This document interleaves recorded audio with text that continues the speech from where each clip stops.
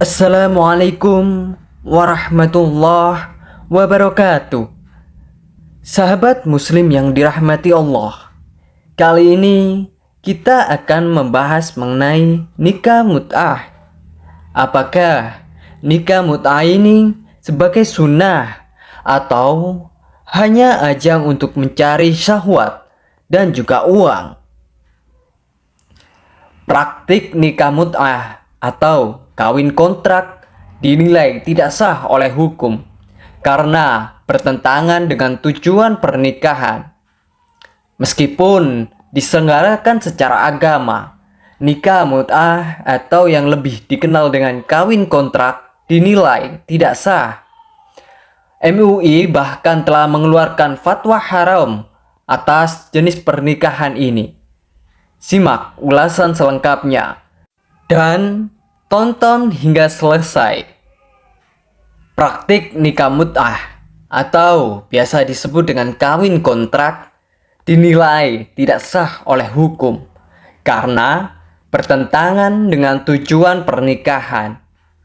Meskipun diselenggarakan secara agama, nikah mut'ah atau yang lebih dikenal dengan kawin kontrak dinilai tidak sah. Majelis Ulama Indonesia atau MUI bahkan telah mengeluarkan fatwa haram atas jenis pernikahan ini. Simak ulasannya. Apa yang dimaksud dengan nikah mut'ah? Al-Musawi dalam isu-isu penting ikhtilaf sunnah mengartikan pengertian nikah mut'ah adalah bentuk perkawinan yang dikenal dengan mazhab Syiah, yaitu perkawinan sementara atau perkawinan terputus di mana seorang laki-laki melakukan perkawinan dengan seorang perempuan dalam kurun waktu 1 hari, seminggu, atau bahkan sebulan. Sederhananya, secara terminologi, nikah mut'ah dapat diartikan sebagai nikah atau kawin kontrak dengan berjangka waktu. Ada banyak alasan mengapa praktik nikah mut'ah dijalankan. Terkait hal tersebut, Sayyid Sabiq dalam fikih sunnah menerangkan bahwa tujuan dari nikah mut'ah adalah kenikmatan seksual semata, sehingga berbeda dari tujuan pernikahan biasanya. Jika secara umum tujuannya berbeda, bagaimana dengan cara nikah mut'ah? Penting untuk diketahui bahwa selayaknya pernikahan Islam, dalam praktik nikah mut'ah ada ijab qabul. Bedanya, dalam ijab qabul tersebut disampaikan periode pernikahan yang disepakati oleh kedua pihak. Bisa sekian minggu, bulan, atau tahun. Namun, untuk diingat bahwasanya nikah mut'ah tidak wajib menghadirkan saksi atau wali dari pihak perempuan. Selain itu, dalam proses ijab qabulnya ada formula akad khusus yang wajib dibacakan. Formula akad bagi wanita yakni zawwajtuka nafsi, yang berarti saya nikahkan diriku. Kemudian bagi pihak pria yakni qabiltu al-tazwid, yang berarti saya terima nikahnya, sebagai tanda dirinya menerima wanita tersebut menjadi istrinya. Sebagai penjelas, menurut Mardani dalam hukum perkawinan Islam, ciri-ciri dari nikah mut'ah adalah sebagai berikut. Yang pertama, ijab qabul menggunakan kata-kata nikah atau dengan kata mut'ah. Kedua, tanpa wali. Ketiga, tanpa saksi. Keempat, ada ketentuan dibatasi waktu. Kelima, tidak ada waris mewarisi antara suami dan juga istri. Dan juga yang terakhir, keenam, tidak ada talak. Adakah praktik nikah ini di Indonesia? Dan jawabannya ada. Praktik nikah mut'ah atau kawin kontrak di Indonesia sudah dikenal sejak lama. Salah satu lokasi yang kerap menjadi tempat mencari pengalaman nikah mut'ah atau praktik kawin kontrak di Indonesia adalah Kampung Arab di Puncak Bogor. Siti Saroh Maripah dalam penelitiannya menerangkan bahwa praktik kawin kontrak di kawasan Puncak mulai terdengar sejak 1987. Diawali dengan banyaknya kedatangan warga Timur Tengah di tahun 80-an. Sejarah pada nikah mut'ah. Jika ditinjau dari aspek historis, sejarah nikah mut'ah telah ada sejak lama. Kemunculannya ada di masa pra-Islam. Di masa syariat Islam belum ditetapkan secara lengkap. Pada masa itu, pernikahan ini diperbolehkan pada saat melakukan sesuatu perjalanan atau ketika sedang berperang. Jurnal nikah mut'ah yang ditulis Marzuki menerangkan bahwa Imam Nawawi dalam kitabnya Syarh Sahih Muslim menyebutkan bahwa nikah mut'ah pernah diperbolehkan dan kemudian diharamkan sebanyak 2 kali. Pertama, diperbolehkan sebelum perang Khaybar dan diharamkan ketika masa perang Khaybar. Kedua, diperbolehkan selama 3 hari ketika Fatu Makkah atau pembebasan Mekah dan diharamkan setelahnya untuk selama-lamanya sampai hari kiamat. Mengapa diperbolehkan? Masa perang tersebut merupakan masa peralihan dari zaman jahiliyah. Sebagaimana masa peralihan, banyak hal yang masih memerlukan penyesuaian. Sebelumnya, di zaman jahiliyah, wanita adalah objek yang bisa didapatkan kapan saja, sebagaimana halnya suatu barang. Jarak medan perang yang jauh dari kediaman istri-istri membuat para sahabat yang hendak berperang merasa berat. Oleh karenanya, aturan ini diturunkan sebagaimana bentuk keringanan atas kondisi-kondisi tersebut. Pada hukum nikah mut'ah. Lalu, bagaimana hukum kawin kontrak atau nikah mut'ah dari aspek hukum agama dan hukum negara? Jika meninjau hukum nikah mut'ah dalam Al-Quran surah An-Nisa ayat 24, disebutkan sebagaimana aturan perihal pernikahan ini. Akan tetapi, penafsiran tersebut memiliki perbedaan pandangan yang besar antara paham Syiah dan juga paham Sunni.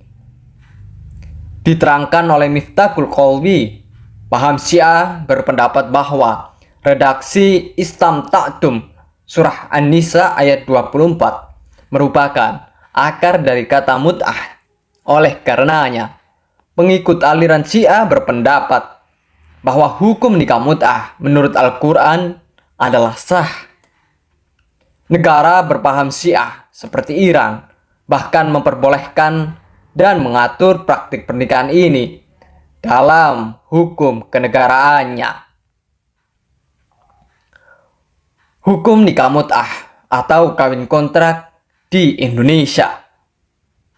Praktik nikah mut'ah atau kawin kontrak dinilai tidak sah oleh hukum negara karena bertentangan dengan tujuan-tujuan pernikahan. Sementara itu, paham Sunni mengharamkan praktik nikah mut'ah. Sunni berpendapat bahwa surat An-Nisa ayat 24 telah ditafsirkan dengan surah Al-Mu'minun ayat 5 hingga 7. Oleh karenanya, surah tersebut tidak berkaitan dengan mut'ah. Jika ditinjau berdasarkan hukum positif, nikah mut'ah atau kawin kontrak ini dianggap tidak memenuhi unsur-unsur pasal 1, pasal 2 ayat 1 Undang-Undang Perkawinan. Unsur yang dimaksud antara lain: yang pertama, tidak memenuhi tujuan untuk membentuk keluarga atau rumah tangga yang bahagia dan kekal karena hanya bersifat singkat dan juga sementara. Kedua, tidak dilakukan menurut hukum masing-masing agama atau tidak sesuai dengan aturan kompilasi hukum Islam (KHI) sebagai aturan pernikahan agama Islam. Dan yang terakhir, yang ketiga, tidak melalui pencatatan berdasarkan peraturan perundang-undangan. Lebih lanjut, kawin kontrak bertentangan dengan beberapa aturan dalam KHI. Pasal 2 KHI menerangkan bahwa perkawinan menurut hukum Islam adalah pernikahan, yaitu akad yang sangat kuat untuk menaati perintah Allah dan melaksanakannya merupakan suatu ibadah. Konsep kawin kontrak tidak bertujuan untuk melaksanakan ibadah, hanya sebagai cara menyalurkan nafsu seksual semata. Dan bagi para kaum wanita, itu hanya sebagai ajang untuk mencari uang sebagai imbalannya. Selain itu, pasal 3 KHI menyebutkan bahwa tujuan dari perkawinan adalah untuk mewujudkan kehidupan rumah tangga yang sakinah, mawaddah, dan rahmah. Mengingat adanya periode yang terbatas dengan tujuan akhir berpisah. Setelah periode tersebut berakhir, hubungan kawin kontrak tidak memiliki tujuan yang sama sebagaimana diterangkan dalam pasal tersebut. Tidak ada kehidupan rumah tangga yang hendak dibina dalam kawin kontrak. Selain tidak sesuai dengan undang-undang perkawinan dan juga KHI, nikah mut'ah juga telah diharamkan oleh Majelis Ulama Indonesia melalui fatwa MUI yang dikeluarkan pada 25 Oktober 1977. Dalam fatwa tersebut, MUI memaparkan dengan jelas bahwa nikah mut'ah bertentangan dengan tujuan pensyariatan akad nikah, yaitu untuk mewujudkan keluarga sejahtera dan melahirkan keturunan. Selain itu, MUI juga menyebutkan bahwa nikah mut'ah dilarang karena bertentangan dengan peraturan perundang-undangan. Padahal peraturan perundang-undangan itu wajib ditaati oleh masyarakat dan warga negara. Oleh sebab itu, MUI menetapkan bahwa pernikahan jenis ini haram dan pelaku nikah mut'ah harus dihadapkan ke pengadilan sesuai dengan peraturan perundang-undangan yang berlaku di negara ini. Lalu, bagaimana nikah mut'ah atau kawin kontrak dalam pandangan Nahdlatul Ulama? Nikah mut'ah ini dianggap batil karena mensyaratkan adanya ketentuan durasi waktu tertentu, yang dimana hal tersebut bertentangan dengan konsep nikah dalam Islam yang terbebas dari persyaratan durasi dan juga waktu. Menurut seluruh mazhab fikih, Syafi'i, Maliki, Hanafi, dan juga Hambali, nikah mut'ah hukumnya haram. Akan tetapi, muncul pertanyaan apa status anak hasil nikah mut'ah? Mengingat bahwa semua ulama sepakat bahwa akad pernikahan seperti itu diharamkan. Dalam hal ini, Syekh Zainuddin bin Abdul Aziz Al-Malibari dalam kitab Fathul Mu'in berpendapat, ketika adanya nikah mut'ah terlanjur dilaksanakan, maka terdapat konsekuensi tertentu.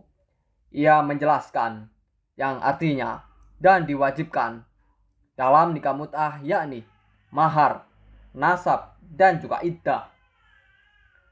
Sebagai penjelasan di atas, Syekh Abu Bakar bin Utsman Ad-Dimyati dalam I'anatut Thalibin menjelaskan yang artinya di mana dimaksud dengan kata nasab pada ucapan teks Fathul Mu'in adalah andaikan sang istri hamil dan melahirkan anak dari hasil kawin kontrak tersebut, maka anak tersebut dinasabkan pada si suami.